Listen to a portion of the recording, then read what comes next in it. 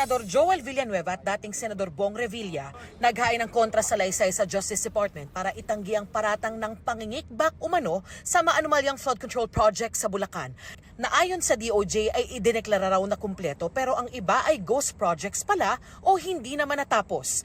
Ang NBI naman na nagsampa ng reklamo, nagdala rin sa DOJ ng sangkaterbang mga dokumento kaugnay sa kaso.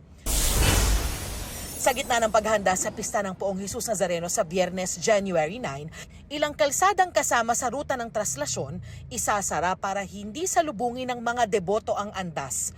Target daw ng pamunuan ng Quiapo Church na matapos sa loob lang ng 15 oras ang traslasyon.